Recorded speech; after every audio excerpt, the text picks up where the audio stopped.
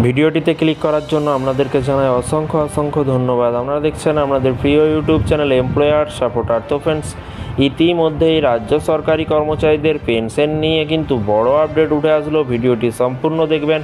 চ্যানেলে যারা এই ভিডিওটি প্রথম দেখছেন, এমপ্লয়ার সাপোর্টার ইউটিউব চ্যানেলটিকে সাবস্ক্রাইব করে পাশে থাকা বেল আইকনটিতে প্রেস করে রাখুন পরবর্তী লেটেস্ট আপডেট পাওয়ার জন্য। তো ফ্রেন্ডস, চলুন দেখে নেওয়া যাক আজকের আপডেটটি কী আছে।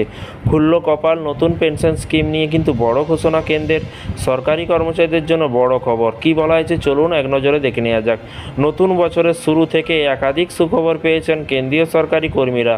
লাফিয়ে বেড়েছে মহার্ঘ ভাতা। লোকসভা ভোটের আগেই 4% মহার্ঘ ভাতা বা ডিএ বেড়েছে কেন্দ্রীয় সরকারি কর্মচারীদের। বর্তমানে কিন্তু সপ্তম পে কমিশন 7 পে কমিশনের অধীনে তারা 50% হারে ডিএ পাচ্ছেন।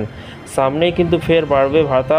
তবে এরই মাঝে নতুন পেনশন স্কিম ঘিরে কিন্তু আবারও আপত্তি দেখাচ্ছে কেন্দ্রীয় কর্মচারীরা। সরকারি কর্মচারীদের জন্য বড় খবর। 7 পে কমিশন নিয়ে দীর্ঘদিন ধরেই কিন্তু কেন্দ্রের কাছে পুরনো পেনশন স্কিম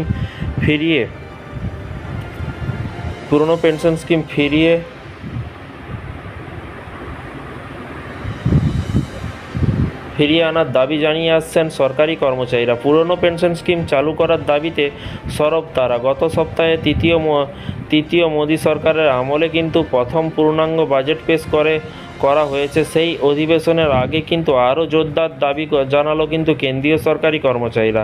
সরকারি কর্মচারীদের লাগাতার দাবিতে অবশেষে কিন্তু পেনশন স্কিম প্রসঙ্গে নীরবতা ভাঙলেন কিন্তু কেন্দ্রীয় মন্ত্রীরা। তবে সুরাহা কি হলো, ঠিক কী বলছেন তারা, জেনে নেওয়া যাক বিস্তারে। এই বিষয়ে বাজেট অধিবেশনে কেন্দ্রীয় অর্থ প্রতিমন্ত্রী পঙ্কজ চৌধুরী জানান যে কেন্দ্রীয় সরকারি কর্মচারীদের ক্ষেত্রে পুরনো পেনশন স্কিম ফিরিয়ে আনার জন্য কোনো প্রস্তাব বিবেচনা করা হচ্ছে না এবং চলতি বছরে বাজেটে কিন্তু পেশ করা সময় কিন্তু কেন্দ্রীয় অর্থমন্ত্রী নির্মলা সীতারামন বলেন যে নতুন পেনশন স্কিম কী পরিবর্তন আনা যায় সেই নিয়ে কিন্তু কমিটি গঠন করে আলোচনা চলছে। কেন্দ্রীয় মন্ত্রীদের কিন্তু কথায় এটা কিন্তু স্পষ্ট যে সরকারি কর্মচারীদের দাবি মেনে পুরনো পেনশন স্কিম ফিরিয়ে আনা হচ্ছে না। তো ফ্রেন্ডস, তারপরে দেখুন বলা হয়েছে, জানিয়ে রাখি ন্যাশনাল পেনশন স্কিম এবার থেকে মূল বেতনে 14% টাকা পেনশন খাতে কিন্তু জমা করতে হবে কর্মচারীদের। এর আগে অবশ্য এই নিয়ম একটু আলাদা ছিল। এর আগে মূল বেতনের 10% জমা করতে হতো কর্মচারীদের। ওল্ড পেনশন স্কিম অবসর নেওয়ার সরকারি কর্মচারীরা প্রতি মাসে তাদের শেষ বেতনের 50% পায়। ডিএ অর্থাৎ মহার্ঘ ভাতা বৃদ্ধির সঙ্গেই তা বৃদ্ধি পায়। তবে